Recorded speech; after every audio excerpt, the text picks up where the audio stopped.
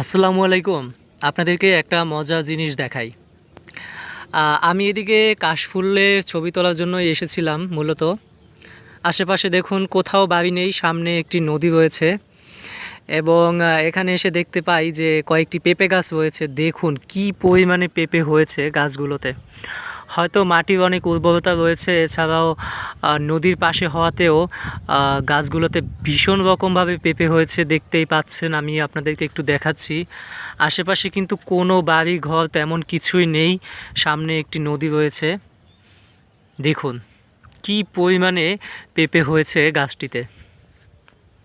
ওই যে দেখা যাচ্ছে একটি নদী রয়েছে এবং এই পরিবেশটা কিন্তু খুবই সুন্দর এবং খুব সুন্দর একটি জায়গা, আপনারা দেখতেই পাচ্ছেন। জায়গাটি কিন্তু ভীষণ রকম সুন্দর। তো এমনই সব ভিডিও দেখতে আমাদের চ্যানেলকে সাবস্ক্রাইব করতে পারেন যদি আপনার ইচ্ছা হয়, এবং ভালো লাগলে লাইক করবেন। ধন্যবাদ।